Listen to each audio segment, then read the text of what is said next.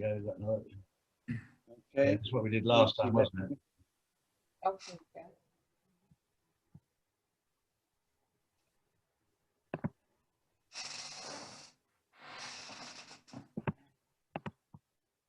Debbie, I'll start my video. There we go. Start my video.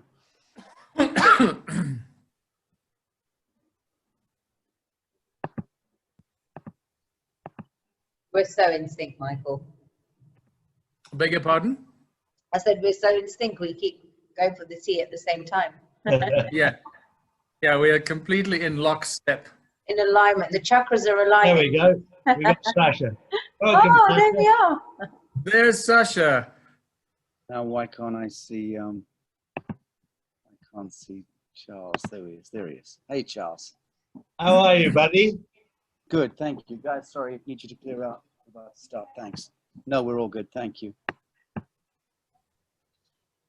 How you doing, Charles? Yeah, amazing. Unbelievable. I just did a grumpy video this morning about how stupid some people are, because 2 children have been taken out of school in Madrid because their temperature was high and put into quarantine for 2 weeks in a private quarantine away from their families. And people are still not waking up to the fact it's nothing more than the common cold.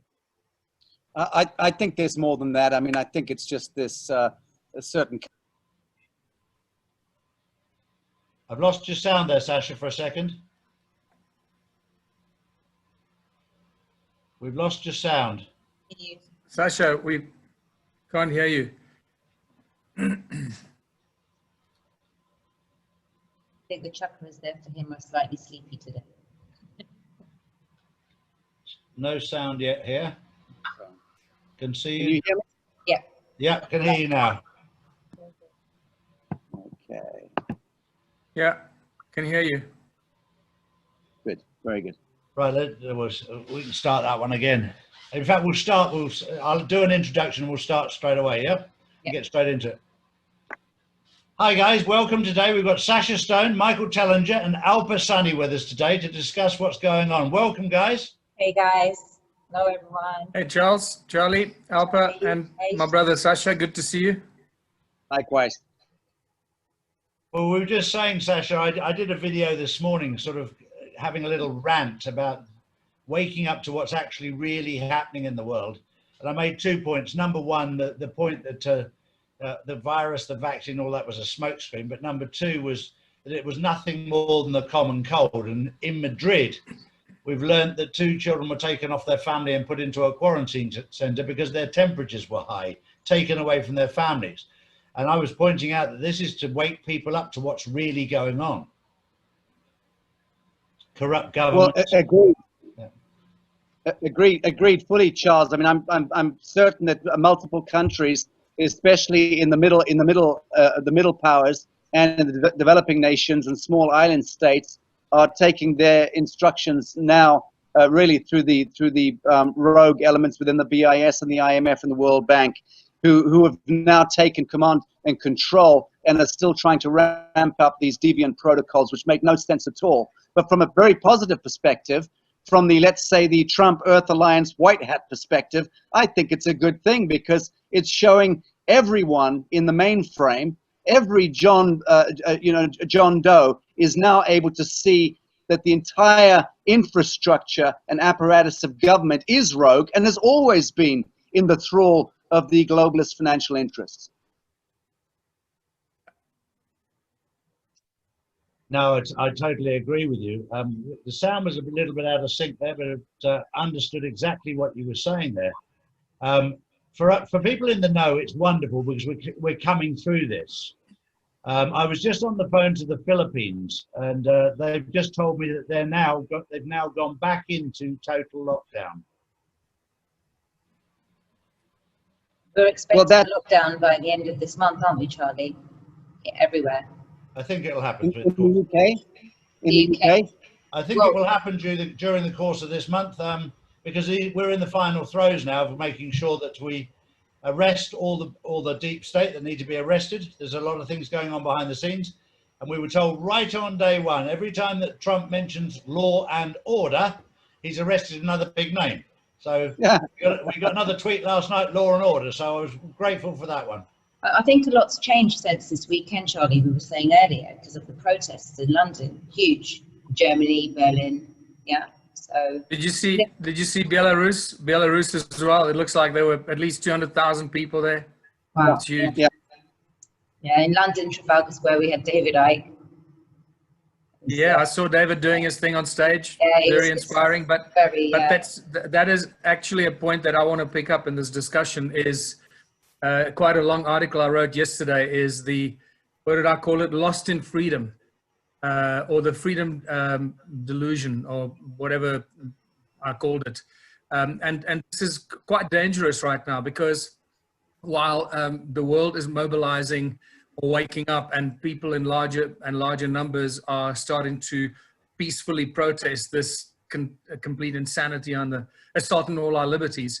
And people are all saying freedom, freedom. And David Icke was there, in London saying freedom and all the slogans he was using. The problem I have with all this is, so that's great. So we're going to attain freedom. What does that mean? What does that mean? What, do we go back to where we came from, where the government controlled by the banks control us? Do we think that is freedom? Or do we go to something new? Well, if we want to go to something new, what is that something new? And this is what I have a problem with, because very few people have presented a new or a serious alternative that is workable, manageable, achievable, without violence or protest. And so my fear every time I see this is, you got this huge, mass, energetic rise in freedom, freedom, freedom. What is it going to look like? So this is where I really would love to call everybody to just look up One Small Town, how simple it is. And that's what blows my mind, is how simple the solutions are and how easily we can achieve them.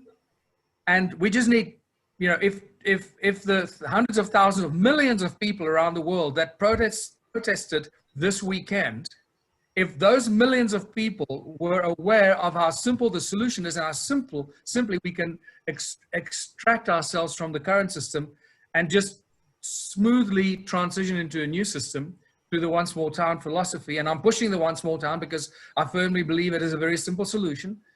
I think we've got a home run. So my objective here through these discussions and these talks is just make people aware of the solutions. Yes, as I always say, be aware of the terrible truth. Make sure you understand where it all comes from. And everyone on this call is aware of what's going on. Each one of us individually has done such incredible work to make people aware of the terrible truth and the atrocities that are being committed and all that. But now we got to really stand together and start presenting a united voice of solutions. What is it that we're going to do? What is this freedom that we want? And that can only be achieved once a critical mass of people truly understand what the problems are, who's in control of the problems, and how we bypass and outsmart those people that are controlling the situation that has got us into this. Well, mess. Michael, let me jump in right there, because that is the problem, and the firewall there is something called media. So, and that's my problem with the big marches in Berlin, Belarus, London, and elsewhere, is that you've still got this condom interceding between what's taking place and what we think is taking place, or what the mainframe believes is taking place. And belief is everything. I mean, all of the mutancy of our civilization has eventuated because of the manipulation of the perception of reality that has taken place, as we know, through the Babylonian priesthoods, the dream spelling, the monotheistic religious orders, all of that stuff. But right now, we've got millions and millions and millions of enlightened, actualized living men and women of the living soil enjoining force all around the world. And that's only just begun. But we've still got the mainstream media telling us and telling the rest of the world that a few thousand conspiracy theorists gathered at Nelson's column in Trafalgar Square. No, pal, the biggest goddamn protest in the history of the United Kingdom occurred 24 hours ago. Big difference. In the perception and the thing that comes back into the gestalt, to the zeitgeist, we are then cowed. Society is cowed into thinking, well, that was a protest, but it obviously didn't make any real difference. So until we turn our gun sights away from the establishment and the status quo, which is always this godless, witless, nameless, faceless, multi-headed Medusa thing, until we turn our attention away from that labyrinthine creature that no one can quite identify and move it onto mainstream media, the chairman, the CEOs, the living trustees of the Associated News Network, Agence France Presse, you know, basically a Reuters network. These are the deviants who are standing between humans and our capacity to recognize what's actually taking place with the flag of the family. So that's my issue. We should, all of us, be looking at media. Who are they? Chairmen, CEOs, trustees, name them, put their faces up, and take these devils to task. I totally agree with you on that front, because one of the biggest things that we're seeing right now is that we're seeing it in Europe. The numbers that they quoted assembled in Berlin were thousands, and yet there was 4 million plus. The numbers they're talking about in London were hundreds, and there was 45,000. But if it was a Black Lives Matter march, there would be millions there, and there would be 25 people. Right. We're up against a very, very corrupt media, and for whatever reason, I don't know what the reason is, but Donald Trump's team have made it very clear that the media will be one of the last ones to be taken down. So we're having to put up with all the bullshit for now. And we've got to endure a few more months of bullshit, I think. You know, I just wanted to point out, at grassroots level, for me, you know, I keep everything simple.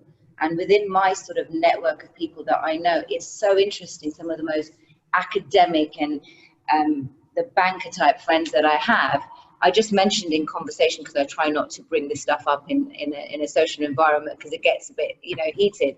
And I just said, you know, to one of my friends, you know that the feds have been taken down by the US Treasury. And he's like, I'm a banker, I should know this. That's the most stupidest thing that you've said to me. I'm like, dude, seriously, like, I'm not an investment banker. I haven't followed this whole academic path like yourself and, you know, done this degree, that degree. But, you know, the feds have been taken down by the US Treasury. It's a hostile takeover. It was happened in March. Alpa, you're talking absolute rubbish. You know, I'd know. And this is pseudo-intellectual sort of, I don't want to say arrogance, but it's at grassroots. It is arrogance. Arrogance. I'm trying to be. It is arrogance. It's polite. Arrogance, stupidity, ignorance, and cognitive dissonance of the highest. That's exactly what I was going to say. And this is the thing that you were saying, Sacha. You know, these protests, great. You know, we're all sort of fighting, but say no to vaccines, and the whole coronavirus situation is just completely a load of, you know, crap. But the understanding and the stuff that's circulating on social media, you know, people are like, oh, this is just rubbish. You know, they lean more to the mainstream. So that's the battle we have right now, the mainstream media. And, you know, even within my family, they lean still to, oh, but it didn't come in the news. And this is where we are at now. So these protests, right, I mean, did it have the coverage? People don't even realize what these protests were for. So we are sat here thinking, yeah, great, this is happening. This is a movement in the right direction. The energy is changing. But I'm with you there. Well, you know, you spoke about your friend, the banker, with the PhD. Actually, it's also flipping the other way. In Tanzania today, it's a fantastic meme going around saying there's no lockdown in Tanzania, and that's because the president of Tanzania has a PhD in chemistry. And of course, we know that that was the guy, the African leader, who sent pawpaws and various goats in to have their blood analyzed, and they came back as COVID-19 positive. Yeah, that was interesting. I love the story of Tanzania, which many people in South Africa call Tanzania. So I love that story of the Tanzanian president. It just gives so much hope. I just wish more African leaders would take their lead from him and actually stand up as Africans against this tyranny. It's spectacular. But I must tell you that in South Africa, since we're talking about Africa, there's over the last month, there's been a very interesting new political development and a whole new tone that's busy growing. I don't know if you've picked up on this, but it's for the first time in 20 years, I'm suddenly feeling quite excited about the South African political arena. Called Herman Mashaba launched his political party 2 days ago. He was the ex-mayor of Johannesburg, which is obviously the biggest city in South Africa. and he's running for Premier of Gauteng to basically win Gauteng, the most populous and wealthiest province in South Africa, Joburg and Pretoria. And he is just sweeping across the country. He's becoming so popular, literally in the last 2 months since he started campaigning to launch his new political party. He's saying all the right things. He's calling the ANC to task about the bribery, corruption, and disgusting behavior for the last 26 years. And his main objective, which I think is possibly the wrong thing, is to see the downfall of the ANC. But while he's saying that, he is also saying all the right things to attract clear, normal, moderate, middle-of-the-road thinking people who just want beautiful lives, peace, and liberty.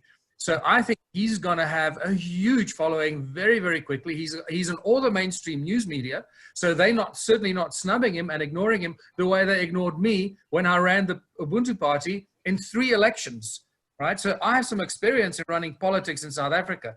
I ran twice in provincial elections and once in national elections where I ran for president. So I know how it works and how little media exposure you get. Yeah. So the fact that they're interviewing Herman Mashaba on all the mainstream news channels is huge. And Michael, he's forced the South African president to come out and say and confess that his own party is deeply implicated in coronavirus corruption. So on all fronts, it's huge. Yeah, and not only that, even now there's a hearing this week, I believe, where even Cyril Ramaphosa, our president, is going to be questioned and cross-examined about corruption and all these things. There's suddenly this mass awakening, and you can just see on Twitter and other social media how the people everywhere are realizing that the ANC has been responsible for the mess in the country. Just like the Americans are starting to realize that the Democrats are responsible for the mess in that country. It's a very interesting parallel that's going on here. I can see a big change coming because I remember when I lived in South Africa myself, and you had the tribalism between the Xhosas and the Zulus. You had many other different tribes, and I just see that the awakening that we're coming to. I don't see Democrat and Republicans being a part of it. I don't see Conservatives or Liberals or Labour being a part of it. I don't see the ANC and all these other parties being a part of it. I see the difference between good and evil. And I see that Jasara and Nasara, whatever you want to call it, it'll have a new name. But a government, it'll be our choice to vote for people, doesn't matter about party, who will stand up for our rights. And if I had my way, I'd say you can be in power for life, but we're going to vote every single year. So you've got 1 year to prove yourself. And if you're good, you can stay in power. And knowing Trump and Putin, as I do, Putin's found a way to be in power forever. And he'll be teaching some how to do the same. But if you've got to vote every single year and you're doing a good job, which I think Trump deep down would want to happen anyway, then we've got control of our politicians, which we've lost control of.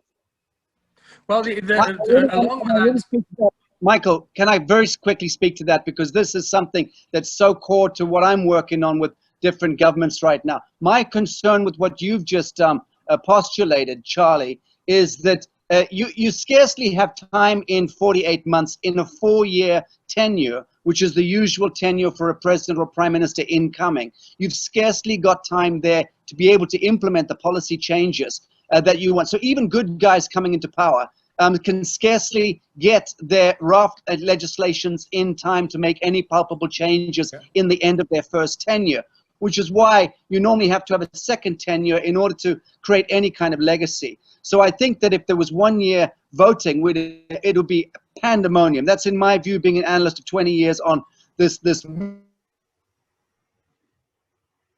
Yeah, I agree with this vile veto work. That's called healthcare language. So that's my concern about that. I would suggest a simpler source code, Charlie, would be the eradication of the technology of government altogether, especially as it concerns governments being a hybrid of priesthood bankers, because that's all that government is. It's an extension of priesthood bankers, Sabbatean banking. Put it that way. So if we eradicate Sabbatean banking, we lose the technology of mind control, i.e. government, and we then revert back to what Michael is talking about, decentralized fractal models of auto-determination. And that is the only way, in my view, that we're going to see any redemption. Absolutely. No, I couldn't agree more with what you just said there. But the point I was trying to get across is that we need to be able to hold these people to account. And I'll give you a little example. In London, we've got a Lord Mayor who's absolutely useless. And he's got a job there for 4 years and you can't get rid of him. So we've got to find a way to get rid of people who are useless. That's the stocks and rotten tomatoes. That's why we had them back in the medieval days. We just need to reintroduce that. Exactly. That's exactly, you know, what you spoke about now is exactly why the One Small Town simple plan and model is so powerful. It's literally once people wrap their heads around it, how simple it is and how easy it is to manage and create prosperity and abundance in communities, towns, even cities. You can even run a city like this with a few million people. It's the same model. It's just fractals of a small thing. It's just so easy to put this in place and manage it. And if somebody doesn't perform, the community knows who it is that's not performing. And it's very simple to put the right people in place because everybody knows everybody and everybody knows who's useless and who's not. Yeah. So this transition is going to take some time.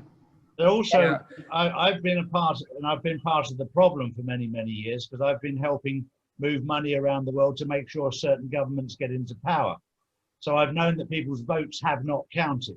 So having been on that side, I can't really blame the people for wrong government for voting for the wrong people because it wasn't their fault. But nowadays, we've learned so much about what's wrong, and we now have the opportunity to vote for what's right. So we've gone through an educational period, and it's difficult to point the finger at people when they weren't in control of the vote because it was so corrupted behind the scenes. So and Charlie, usury is the root of all evil in this world. And I think that we've got to increasingly just step back from being so goddamn clever and go back to these elemental notions. You remove usury from any kind of economic format and you get a natural, organic, contributionist return to an agrarian culture of people loving and begetting love and mending broken things. And that's what we should be getting on with as human beings, simple as. I love the fact that you use the word contributionist, Sacha. Yeah. Makes my heart sing. So I just want to quickly point out one more thing, to come back to our South African political arena and Herman Mashaba and his new political party.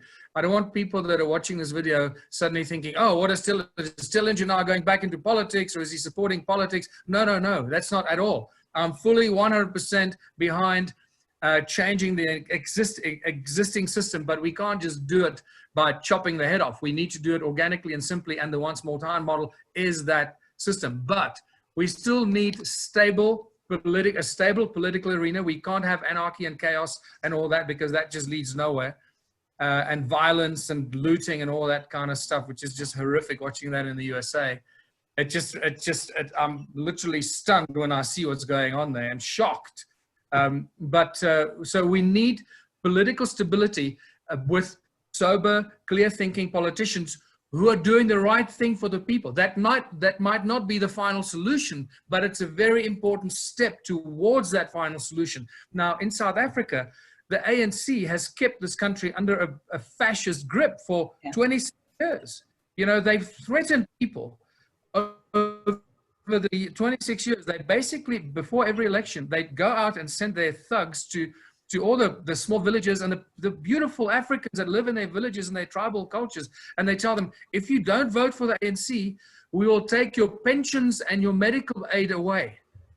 This is how they threaten people. It's despicable. And these people don't know. They're beautiful human beings with beautiful hearts. They don't know about the world and politics and how dark and evil these guys are. So they think, oh, wow, we better vote for the ANC. And this is how they've kept the power for 26 years. Now, the other thing that they do very quickly is that our governors and our mayors are not appointed by the people. Our governors and mayors are appointed by the political party who is in control of that province. And that's a huge problem. So one of the things that Herman Mashaba is really forcing is that under his leadership, mayors and presidents and leaders will be appointed by the people so that they're accountable for their promises that they make during their election campaign. So that is a huge move away from the current political oppressive system that the ANC has kept South African people, under oppression. Beautiful. I've often, sorry, with Africa. No, you carry on. I just wanted to wind up by saying, there's a great meme that I picked up this morning, which says, so let me get this straight. I'm paying taxes on my wages, then paying sales tax to spend my own money, then paying income tax on money that was already taxed. Then when I die, my kids pay the death tax on my money that was already taxed. And that, my friends, is what government gives you. Centralized government. I couldn't agree. Yeah. I couldn't agree more. And the point I was going to make was, having lived in South Africa and been through a lot of African countries, I've found the African people in general to be absolutely beautiful people, in general. Yeah. And I've often said that if you actually gave them what they were entitled to, which is a land rich in natural resource, if they had what they were entitled to, they wouldn't steal, they wouldn't kill, and it would be one of the most beautiful continents in the world. Oh, yeah. As a country, it's absolutely stunning. I mean, if you've never been to South Africa or Africa, you've missed out, because it's a beautiful country. And, even the garden route, George and I is in the wilderness, stunning part. And then the northern Transvaal, the game reserves. Then you go up into Zimbabwe, which was the old Rhodesia, and you go further up and up and up. It's a beautiful country with beautiful people that have been robbed blind by not corrupt African governments so much, corrupt Belgian governments, Dutch governments, English governments, French governments. Yeah, it's all the Vatican there, Charlie. You're describing the extension of the Black Papacy, the papacy proper, the Vatican complex, and then, of course, the Anglo-American contribution to globalism. But essentially, the Crown of England, you're right, the Belgian, French, Portuguese, and Spanish and Dutch have done a tremendous amount of damage. But I mean, I think you'll find on the fulcrum of the evil empire, or the empire of evil, you will find that it's essentially an extension of the British Crown. And of course, as you'll well know, I mean, I grew up in sub-Saharan Africa. I am multi-generational white African, and Cecil John Rhodes, God love him, characters like him, the De Beers, the Oppenheimer compacts, these are the pioneering creatures under Victoriana that forged a bloodied, highway across the spine of Mama Africa, ending up, of course, in Southern Africa, when finally white man's poison was kind of pushed over the edge in the Cape. It was still in the thrall of those same Anglo-American Vatican corporate hegemonial interests, and to this day is still. So that's the problem. That never went away. That corporate imperial hegemony is still what owns the registered land holding and the registered souls. Every African soul on that continent, through their birth bond and their treasury bond and the collaterals held through the BIS and the Reserve Bank of those nations, goes back to the BIS, and through the BIS, the old clearinghouse of the US Treasury, Fed Reserve, Bank of England, back to the Vatican. So at what point do we again refine, clarify the lens of our focus onto the atom seed of the evil, which is the parent corporation? That for me is really what we should spend a bit of time talking about, because all the rest of the helter-skelter is going to continue one way or the other in new generational cycles, new expressions and iterations of the same old dialectic. I think this is the first time in the history of the world that I've researched and understood that we have a chance truly of completely routing out that evil empire. And I do attribute it, Charlie, to the folks that you're very attuned to with this white hat element that is issuing out of North America. I think at grassroots level, again, and I say this time and time again, for someone who's simple like myself, the awareness is just so hooked in the mainstream media, and this is the issue. You know, I'm speaking to people from all walks of life, and then there's me in this truth community where I'm like, I've had this sudden awakening a few months ago. You know, I was down the spiritual path myself, completely shut myself off mainstream media and media entertainment, and then I've come across all this knowledge in the space of like 4 or 5 months, and it's sort of overwhelming for me. But when you're speaking to just your everyday person, they're like, well, we all are, but there's just cognitive dissonance at every stage. They just don't want to listen, and it's unhooking that. It's unhooking from those paradigms of the yester sort of life. You know, they don't get it. They just don't understand, and we have a problem. I think it is unhooking as we speak, you know, and I watch what's going on in the USA very carefully every day, because for me, as many people, what happens is sorry to interject there, but it is, I agree, but not as fast. For me, in the Asian community, I have a big problem. Yeah, and the previous chats that I've done with Charlie have been, the reciprocity haven't been from my own people. I've almost been kind of looked at like a cuckoo head, like, you know, what is she talking about?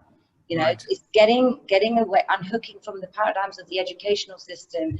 You know, the government talk is still there. We're still talking about the social distancing. We're still talking about, it's that narrative that's going on. And I'm not going to assume here, but there is silence from my own people. And that's what I find interesting. So for me to kind of like, I messaged Charlie and I just was drawn to his channel, and I sort of said, I want to talk to you because, you know, I'm in this new world. I don't understand what was going on before. I was very much asleep, and then I've just suddenly woken up, and it just all started like unraveling very quickly. It all made sense from an inner standing, you know, from a spiritual context. I understood that. I'm really into my, you know, spirituality in that sort of paradigm, but talking to the everyday person, I find it really, really difficult, and it's unhooking that.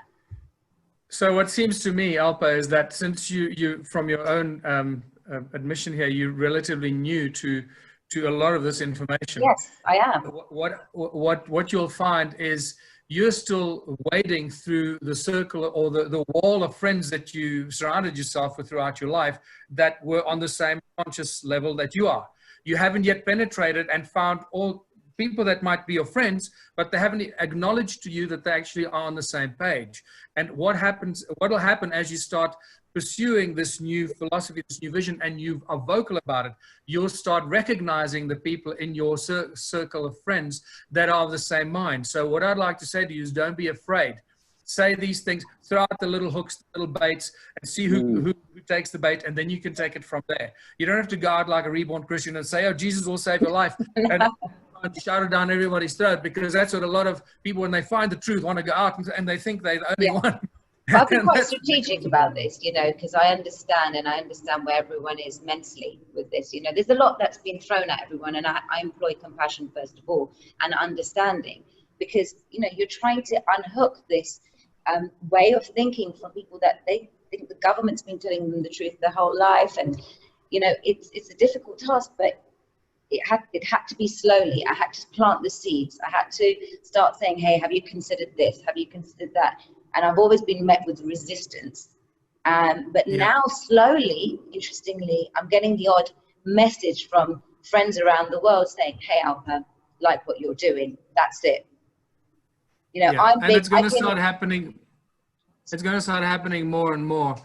And what happens is when people wake up and they suddenly realize what's going on, then they start to open themselves up to new media, to alternative media, alternative TV channels and podcasts and so forth. And then you realize that there's a whole world of alternative information that you never knew about. And mainstream media is just what mainstream does. But there's a whole nother universe out there that carries this body of knowledge and information. That is why it's growing. That is why it's picking up momentum. And always keep in mind, you don't need more than 50%. The consciousness field is not a democracy. The consciousness field works on laws of nature, and laws of nature function on things, everything to do with fractals, the nature of the fractality of the laws of nature.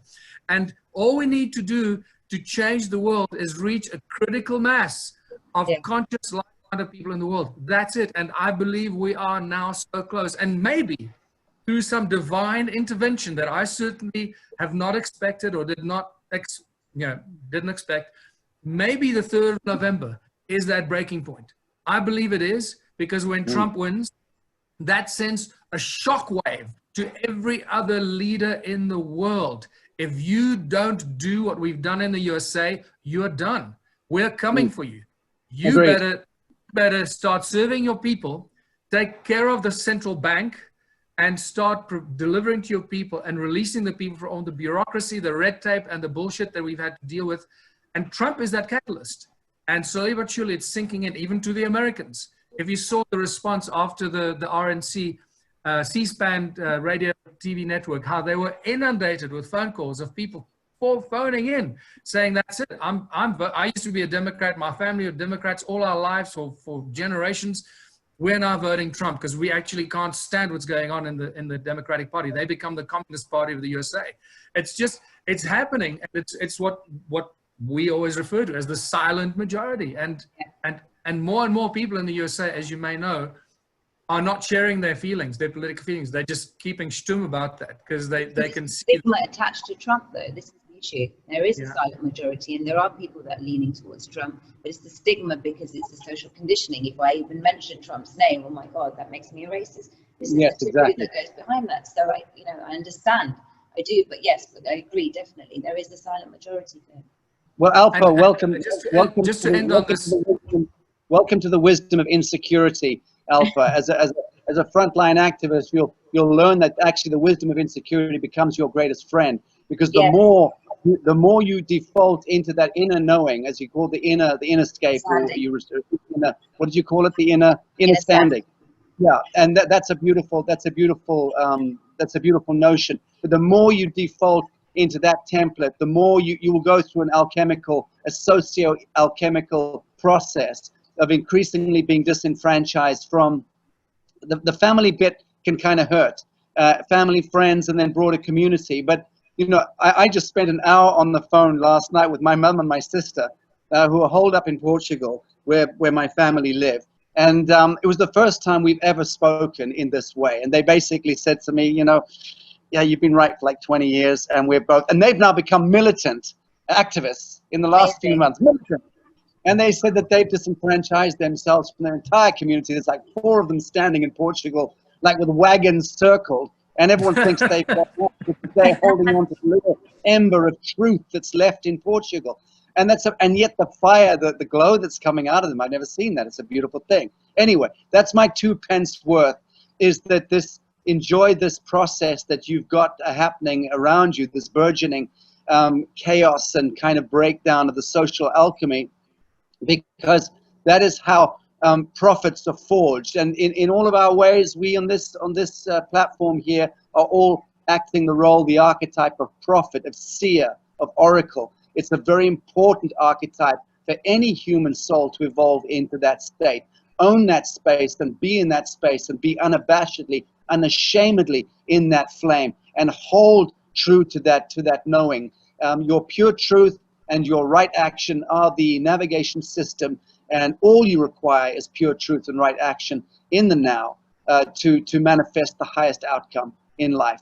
And then you get to a point, which you probably will, where you start getting really slated by the community, by the truth community. Michael's been through that mill. I've been through that mill. We continuously go through that. Okay. But you'll have people making films about you and saying the most disgusting and heinous things about you, making up your past. I mean, the wickedness and the evil that you are required to be a part of the process of bifurcation of good and ill, good and evil. That comes as part of the robe that you have to wear. Just stand in truth and walk that line. But I've been getting these messages for a long time, and I said to Charlie in our first discussion that we did a few weeks back, that I actually heard about the virus, the coronavirus, this this lady came into this spa, this healing spa that I was working in at the time in 2011, I think 2012, and she said there's going to be this pandemic, and I think she said the name, and then in 2015 the same story came back to, you know, into my attention again, and then here we are, like in 2020, the same, you know, it's actually happened. And it was your video that I saw in my first few weeks with the one about the birth certificates and Bibi Bacchus, yeah. Bibi Bacchus, yeah, that was the first one. That hit me straight away. It was so powerful, Sacha, and I shared it with everyone in my groups and stuff, and they just thought I was a lunatic. But that was the start, and then obviously all the stories about the children, and that's where I sort of thought, no, I'm not someone that goes on social media. I'm quite shy, actually. I haven't sort of posted loads of, you know, debates and articles on social media ever before than I have now, and it's the, you know, the motivation is about the children. 100% for me. It's just I've come in from that angle, and then everything else pieced around the, you know, the whole subject with the horrible things, the heinous things that have happened to the children, and it's all connected to the children, right? The blood of children is you know, in the world's hands. You know, it's horrible, and for me, it woke me up so quickly. I went into a state of shock for 3 weeks. I had to like recover. I couldn't deal with that. It was so huge and powerful for me, and that's what, you know, gave me my voice. Beautiful. That's fantastic. Well, thank you. I feel deeply honored to have taken your intellectual virginity. Thank you for that. I mean, to just very good. What I'd like to do, if I may, is just come back to the central bank issue, because there's another development that I forgot to mention earlier in South Africa, where the ANC and the government has now officially decided that they're going to nationalize the South African Reserve Bank. I don't know if that information has reached you yet. That's huge news. Massive. Because they say their reason is, and this is really big, and all South Africans that are watching this, or anybody else who has not yet figured out what central banks are, how they work, and how they're the tool of control over our governments and so forth, please be aware of this and watch some of my Ubuntu videos, because I go through the whole origins of money and the central banking and how it works. You can watch Sacha talk about it in great detail, but there's a lot of that information out there. So the South African government is now, you know, talking about nationalizing the central bank. Now, to many people, that'll be like, wow, that's fantastic news. But hold on, just be careful. The reasons they quote is that the South African Reserve Bank is one of 8 or 9 left in the world that still has private shareholders. Now, this is right.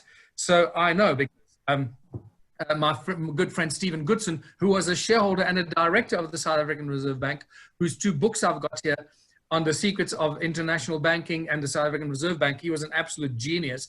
He died recently. He ran with the Ubuntu Party as one of the Ubuntu Party candidates with us in 2016 and 2014. So I got to know Stephen very well. But the problem with nationalizing the South African Reserve Bank, let's do away with the shareholders. That's something that they're going to have to deal with. How that ever happened, I don't understand. Well, I do understand it, but I don't want to go into it right now because it takes us down a different tangent.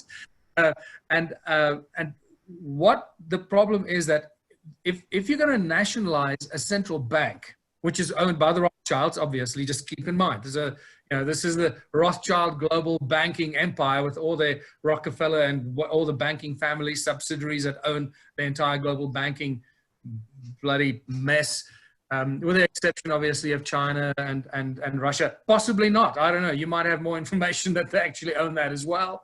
But the problem is that what they say is that the central bank of the country should belong to the state, not to the people.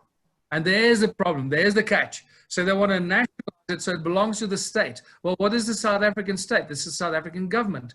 And the South African registered as a corporation.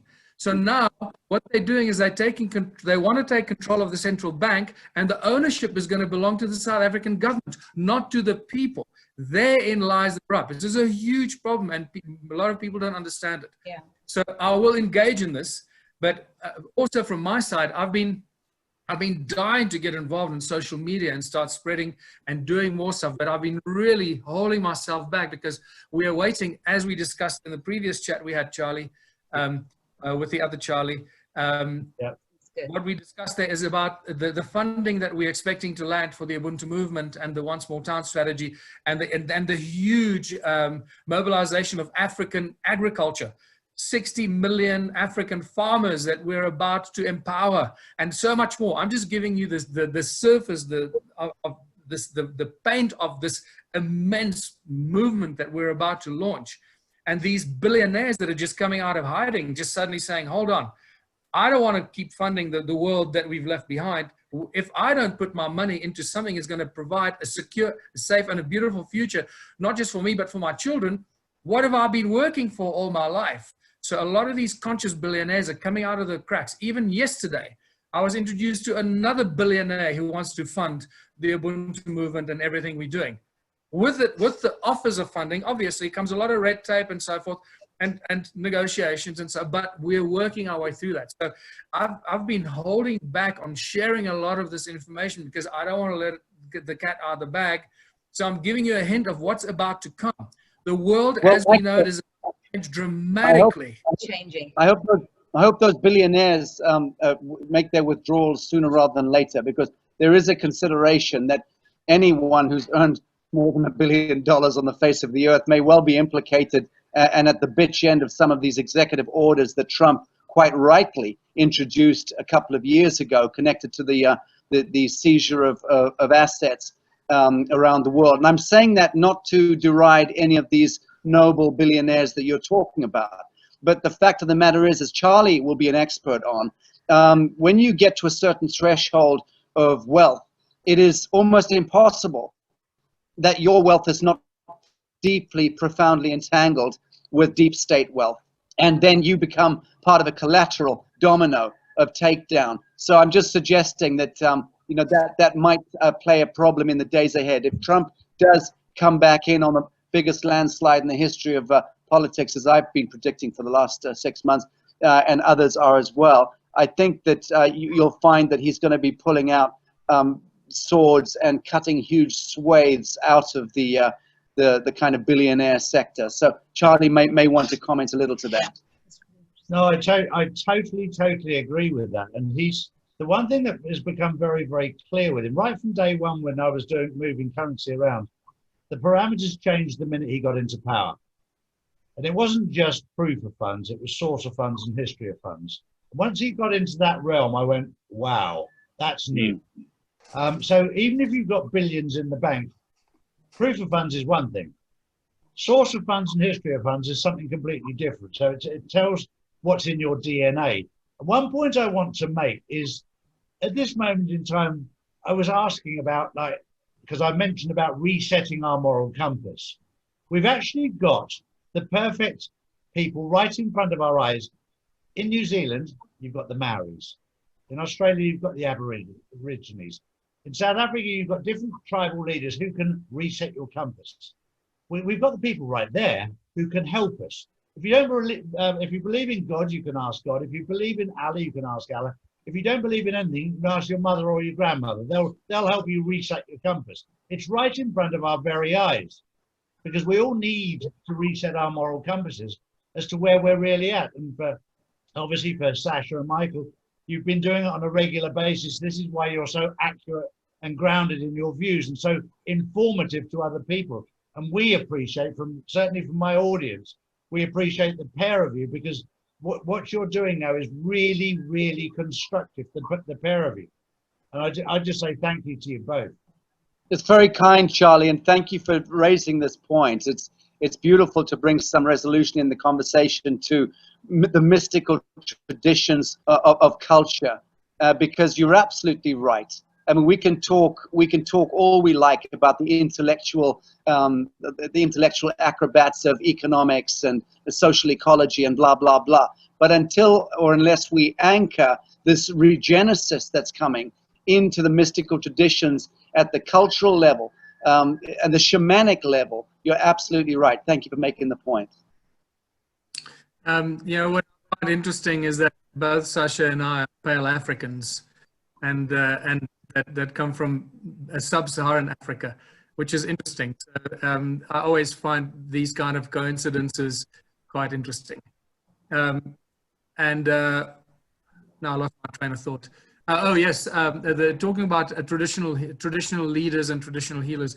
There's a strong move now also with a lot of developers and people that want to help develop the community, had developed South Africa, develop agriculture.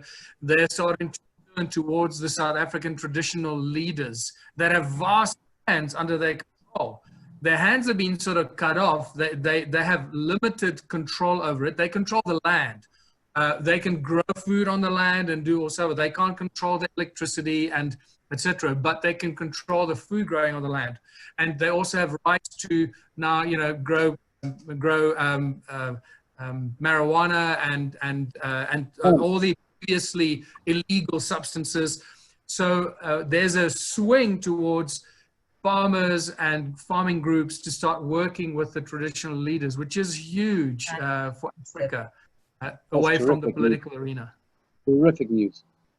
I've always found it absolutely fascinating how any human being could make God's creation illegal. And you have to understand that marijuana is a natural plant.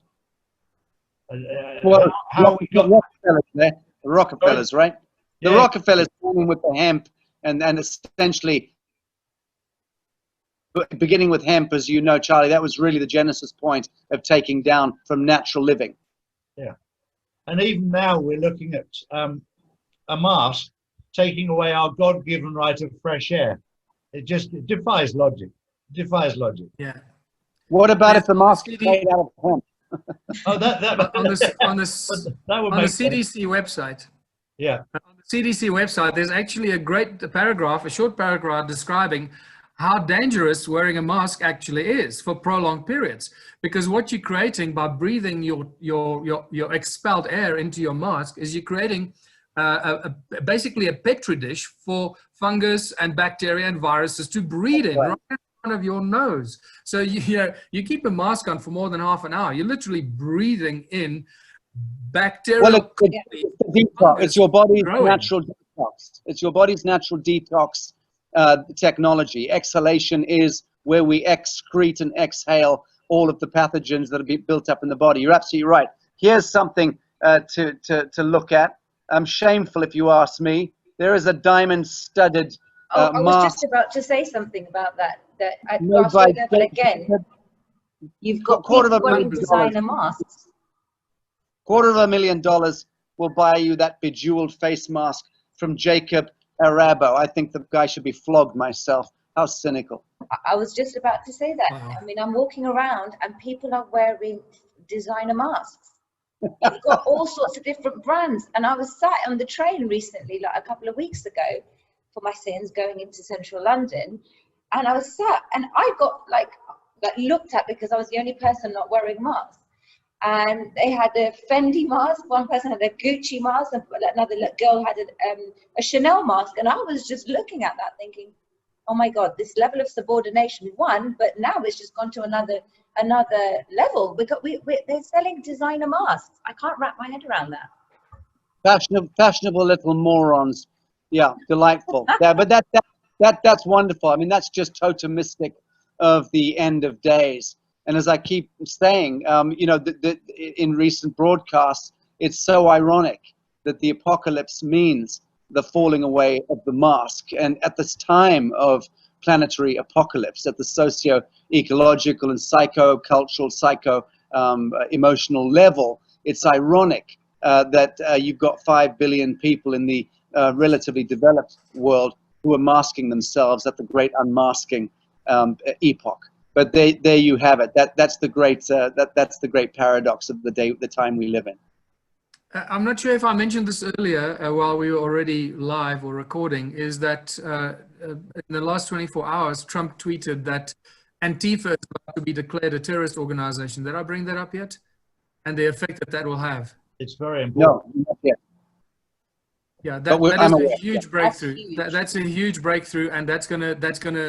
I believe that's gonna have a very interesting and a very important knock-on effect to deal with the crime, the looting, the violence, and the death that's resulted in the left going rampant, basically also, fighting for survival. If you go well, bigger than that, in a sense, in terms of what's going to crack the zeitgeist, is the Center for Disease Control, which is, you probably all know, was at the genesis of all of this pandemonium. Charlie's gone off. Are you still hearing me at all? Michael's gone off. Oh, that's fine. Michael's gone off. Okay. Is that the CDC have just fessed up, I believe, in the last couple of days, that actually, despite having put out all of those huge figures about the morbidities, the deaths in the United States attributed to COVID-19, they finally confessed that only 6% of the COVID deaths were COVID deaths without any other morbidity factors, which means that it's more or less 6%, which would be a few thousand people. I think about 9,000 people would have died, which makes this less than anything remotely connected to a kind of a pedestrian virus breaking out on the back end of an influenza seasonally. So that little piece of information should extrapolate all around the world now. But how long will it take to do that? This is it. This is how much will this transitional time be? Because while the truth is, people like yourselves, you're doing these wonderful shows, podcasts, etc. But we understand. But when I talk to people at my level, at grassroots level, as I keep saying, you know, Charlie, you were really annoyed this morning about wanting people to wake up because of the children being quarantined or, you know, taken away. You know, there is this, we've got a long way to go. It's not just going to happen overnight. Yeah, we know, we have an understanding. As you said, you know, I've woken up very rapidly in these last 4 months. I have a long way to go myself, but until the mainstream media, until we don't see the changes within the mainstream media, you know, it's going to take some time. As Charlie says, and that's entirely correct. I'm so happy to hear you when you said that, Charlie, that you had that corroborated, that the media is the last to go down. I've also maintained this for a very long time, that the sort of more Sabbatean Zionist element issuing out of the Levant will go down at the end, as will the media. But then those crypto Sabbatean Jewish elements, and this has nothing to do with Semitism, so don't anyone ever try and throw that shit in my face. I'll slay you. But we're talking about a Sabbatean Khazarian element operating within the atom seed of evil that has come out of Mossad and Israel. Fact. Let's not bandy about the bush. And that is absolutely the enterprise of the Crown of England and the Vatican complex. That thing needs to be attended to, and it will, I believe. People have been saying, why has Trump been allowing that to stand for the last 4 years? Why didn't he take it down? Say, for God's sake, the man has to choose his battles. You know, you do one step after the next. Even if you are Alexander the Great, for the love of God, you still have to get to where you're going on a horse, and you have to feed the horse. So this is just the mechanics of this kind of national politicking that's been going on with the Earth Alliance and the Trump administration, and also Vladimir Putin and his incredibly sophisticated alchemy of politics. It takes time. There is going to be an absolute takedown of the media, but I love what you said, Charlie. So glad to hear you corroborate that. You have to let the mirror remain on the wall right up until the end. Yeah. And only as you're taking the caster down, remove the mirror, not before. It's important that people all around the world can see the fiction of their own lives, the fictionalization of their own reality, that each one of them in their self-determined idiocy, frankly, and in this state, COVIDiocy, have been the ones, and paying with tax dollars, personal income tax, which is defrauding yourself, essentially. You know, we are the ones who have manifested and create and invoked this creature that is trying to destroy us. It's right and proper that we should all be looking at this thing squarely in the face at the end of days. That's what's going on. But then there will be a takedown of media, and hallelujah, I might even take up drinking alcohol then. Me too. I'll second that. The one thing. A quick question to Charlie and Sacha, if you know anything. Do you know anything about the relationship between the South African Oppenheimers that own De Beers and Anglo American and the Oppenheimer that was involved with the atom bomb? Is there a connection at all? Do you know anything? My understanding is that there is a connection, but I know that Thomas J. Brown can answer that question, and I will have that answer on an email for you within 24 hours.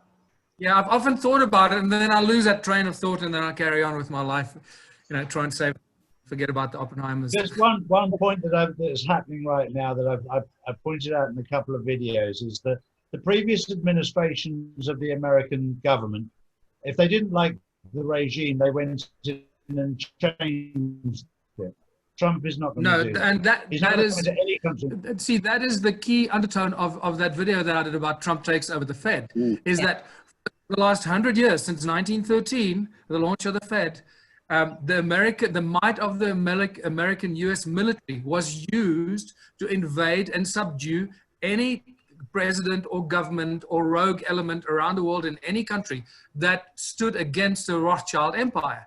So they would always come up with a fake narrative that he's a pedophile or he's abusing his people or whatever, and then they would invade that country, or they'd stage a fake event. 9/11 was a perfect example, obviously, to be able to invade Iraq and Afghanistan. And there have been many. Historically, the First World War, the assassination of Franz Ferdinand, and so it goes. It just never stops. He's exposing them all.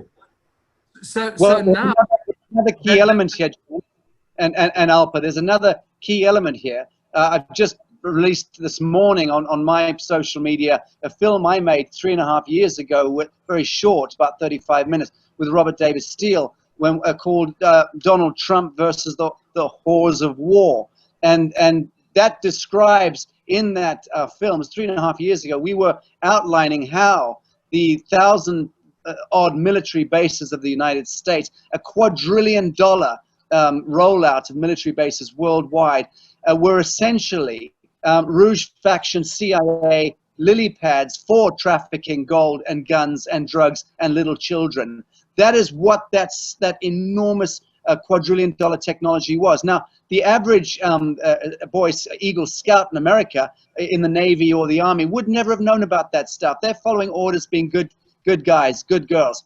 But the fact of the matter is that that's what's been taking place. And when you talk about Trump taking down the deep state, decommissioning 1,000 military bases around the world and repurposing them to logistical, non-interventionist logistical infrastructure building and imagineering, that's what you're going to see on the back end of a second Trump term. I think you'd agree with that, Charlie.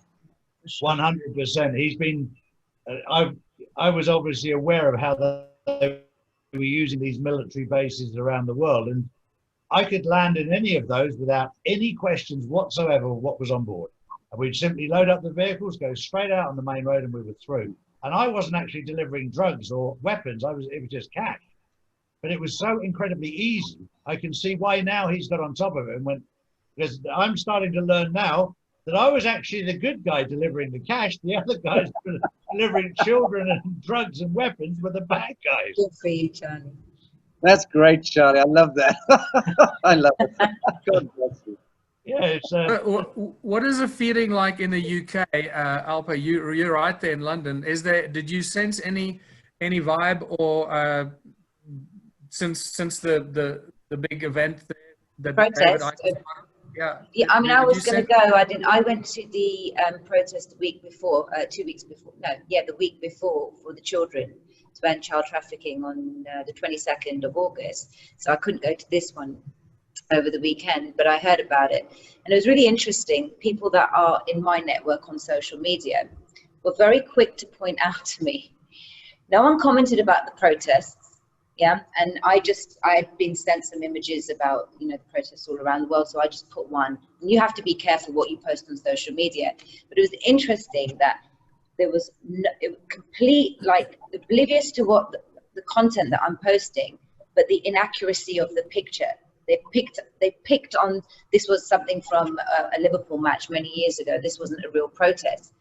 But turning a blind eye to the content of what I'm saying, and what I have been posting on my social media for the last 3 months now, which is about the children. And it's been interesting to see this, again, from my people, from people that I know, this complete cognitive dissonance, quiet and silence. So that's just from my network, Michael. But yeah, there's the truth community that I've, you know, formed relationships with and have aligned with. I mean, it's huge. You know, we're all happy like that this movement's going to, it's happened. But we've been talking about this for the last 2-3 months, that it's going to happen. We've been saying that within our own networks, that there's going to be protests. So it's the start, but how, you know, we're still a long way away, I think, until the elections. So for people to actually understand what these protests were about, what they were for, you know, people are still locked in the narrative of, oh, just another conspiracy theory, unfortunately. See, I flip between the two sides. You know, I speak to people like yourselves.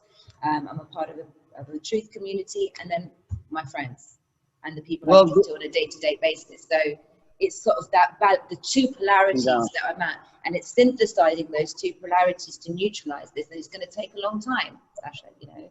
Well, I think you're going to find that the Sabbatean deep state element, dying as it is on its feet, is still a very dangerous creature, and it's very weaponized, as we've seen through the CDC, Bright, you know, World Health Organization. Now they, of course, are all recanting feverishly and taking back what they said, because they're going to be on the bitch end of millions, hundreds of millions of private prosecutions for having misinformed the public in the public health sector, and then franchising that misinformation and disinformation globally through the compact of the United Nations to every health ministry in the world, which issued mandates to every hospital and clinic and doctor and nurse in the land, and forced ill health essentially upon the people of the world by the Public Health Administration sector. Well, there's an irony for you. So that stuff is about to be really tap into the zeitgeist. The next seasonal flu that hits Britain and the Europe and the world at large is going to see probably a tremendous spiking in very serious ailment and death. Why? Well, that will be because for the last 6 months, hundreds of millions of people have been wearing goddamn masks and depleting their autoimmune system by about 17% to 20%.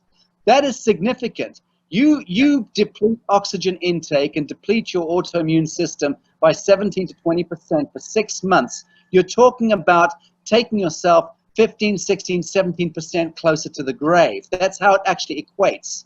Think about it. But people aren't computing yet. So to get back to your concern about people just not waking up, I think you'll find with the next flu cycle, there's going to be a lot of anomalous responses and reactions going on. And the Sabbatean element are hoping that that happens, because that will then prove the myth of the corona thing, and then allow the governments to continue with the enforcement protocols like isolation and quarantining, blah, blah, blah. Do what we say, or we'll drag you off to Guantanamo Bay, you know, government style. So we've got all of this weird orchestration of chaos that has been set into play. I'm keen to know what Charlie thinks the rescue model is going to be before the next planetary flu cycles really kick in.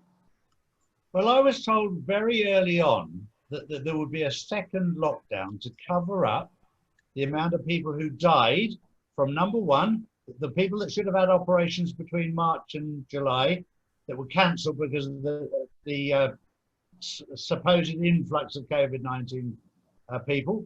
Number two, people that would die because their immune system was low from wearing a mask. Number three, people who would die from suicide because they found out they'd been lied to and lost their businesses, lost their houses, lost everything else. And number four, people who die from heart attack from the complete shock of what's happened without them realizing. I was told that 3 months ago that would happen. The second lockdown would be to cover up this, and it would all be blamed on COVID-19. So I'd like to share some positive news. What's the rescue protocol that you envision, Charlie? That was the question, really. Right. I think when we come out of this, I think people will wake up to a great awakening, and I can see that the current governments will fall in most countries. And we've just had something very interesting happen here in Spain, which plays into this. We've had the police who realised their pension fund is no longer there. So they pointed a finger at King Juan Carlos. He stole it. Wow. Because he's been arrested on Gitmo. Well, you can't spend that kind of money in Gitmo. I know that for a fact. So they blamed him, but they'll wake up to the fact that the government, and this will happen worldwide, people will wake up that every pension fund, but not just the police. So then the police will stand down. So the military will take control. So we'll go under martial law, which is part of what we need to do to move into the next level. So then the military will wake up that their pension fund is the same as the police pension fund because it's a government pension fund. It's all been stolen. So the governments will be removed. Then what I see happening is that we will have a Nasara Jassara government that won't have a leader as such, like a political party leader, which a number of people will come forward and say, look, I will represent you as the people. And we will be given a choice as to who we want. It's got nothing to do with party politics. It'll do with individuals who are prepared to stand up and work for us as people. And I see that coming organically. I wanted a big yahoo to Jassara and Nasara. I can't see that happening. I can see Trump running it very smoothly. We're starting to see it with when the police are standing down already in Spain and in France. They're standing down because they've realized that they're not leaving their jobs. They're back in the police stations rather than on the streets because their pension funds have disappeared. And then I'll see that this just allows the military to come in, martial law, very discreetly, and they'll be welcomed in by the people. And then when they realize it's the government that stole it, people will rise up against the government to remove the government. And then, of course, the new Nasara government will, the first thing they'll do, we'll pay your pensions. So they'll be welcomed in with open arms. And then the rest will just fall into place. That's how I see it as to the future. And it'll be far more smooth than I wanted it to be. I wanted it to be all bells and whistles, but I just see it being a transition of beauty. So what's the collateral going to be behind the new pensions? Well, all the money that's been stolen by all the corrupt people, the money that's been recovered from the Vatican, that Trump now has in Fort Knox, and also there's a new vault in Texas, huge one that's been built underground. Everything that's been taken out of the Vatican, everything that's been recovered from the Venetians, everything that's currently being recovered from the Philippines, the gold, and not just the Philippines, Thailand. The hereditary collaterals will once again, that's beautiful. Sorry, Michael, I'll give way to you in a minute. But this for me is so important that people get this bit. I've been working since 2005, Charlie, on various elements within the hereditary collaterals. I want to take a call with you at some point privately to talk about this. But I'm so glad to hear you say that you too believe that the hereditary collaterals will once again be restored and take over from this fiat bullshit. Because that to me is where, sorry, my dogs are going crazy. That's where the regenesis will truly happen, economically. I can't say too much because I'm under an NDA, but what I can tell you is that I'll be working with them to move the assets around the world to back the new currencies. And I can tell you that I've actually visited the underground bunkers in Vietnam, Cambodia, and the Philippines, which total 176, I think, at the moment, that are absolutely rammed full of cash and gold. And did you sneak a few bars of gold here and there? Yeah, I would have loved to. I've got some photographs I can send you. I'd like to share another scenario with you. Okay. Yeah. So here we are, 2 months away from 3rd of November. Trump's going to win. That's going to send a very strong message to all presidents and leaders and prime ministers and governments of other countries. If you don't do what we've done in the USA, we're coming after you. So I believe that that the president and leaders of other countries will then do to their central banks what Trump did to the Fed. Okay, take control of it, taking the control away from the Rothschilds. Remember, they don't have armies and guns and military. They depend on the military of the puppet masters and the countries that they control. So suddenly when the country takes control of the central bank and they control their army, the Rothschilds are they're like a toothless shark. So literally within days or weeks, and hopefully not months, all the central banks of all the countries will be taken over by the current leaders, presidents, and prime ministers.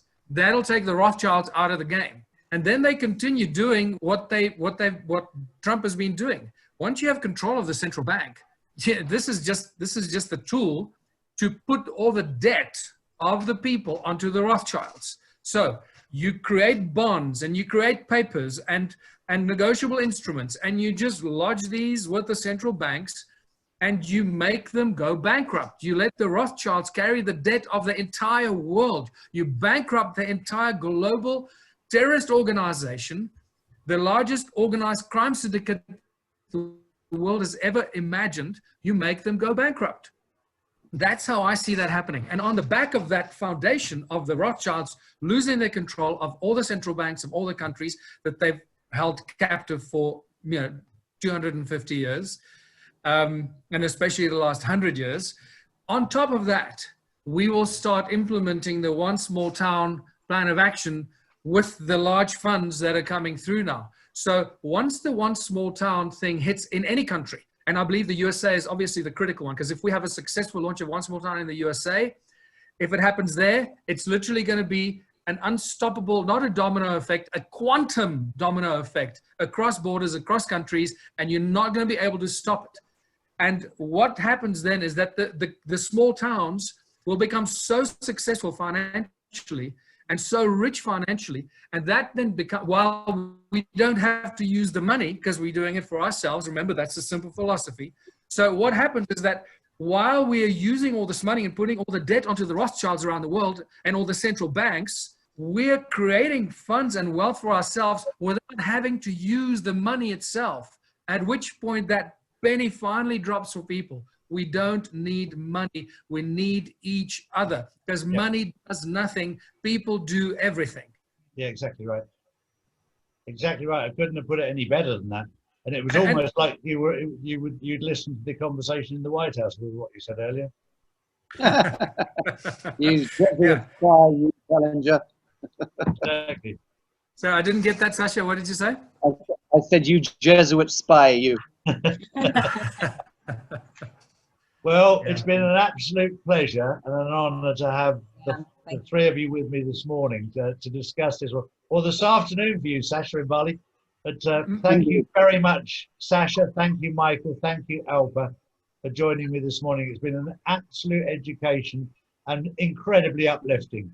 Thank you very much. No, thank you, guys. Thank you as well. Thank you very much, Charlie. My first round table, so. And Alpa, Vanita Patel, I want to hook her in with you. She's in London. She couldn't make the broadcast. And Charlie, she's very keen to meet you as well. So maybe we can connect on email. I think if I may throw in a last thought as well to you, Charlie, is I saw my very good friend Peter Herman, who I've toured Germany and Europe with. He's a phenomenal guy. He was the translator in Berlin for Robert Kennedy on stage. That was doing the translation for Robert Kennedy in Berlin. So I spoke to Peter immediately after that, and him and I are going to have a conversation about the whole Berlin event and what's happening there. He is totally in the heart, plugged into what's happening in Berlin and the movement there. I suggest he might be a really good guy for you to talk to, maybe a roundtable, and also to meet with Sacha. If you haven't met Peter yet, he's an incredibly smart and conscious and very well-informed individual on this, because I believe that Germany, and especially because the Germans can smell the fall of the Berlin Wall in 1989. Yeah. That sense of revolution and breaking down the Berlin Wall is still alive in the hearts of the Berliners. And I think I can sense something dramatic and beautiful. Yeah, they won't let the Gestapo 2.0 emerge there. You're absolutely right. I don't know this man, but I'd like to meet him. I do know Kennedy, and Kennedy very kindly opened up the World Health Sovereignty Summit that we just produced a few weeks ago. And what a remarkable man he is. Yeah. So on that note, I'm happy to say thank you very much, Charlie, Alpa. Good to meet you. Such to see you, brother. Yeah. Likewise. Cheers, guys. Thank you very much. Lots of love.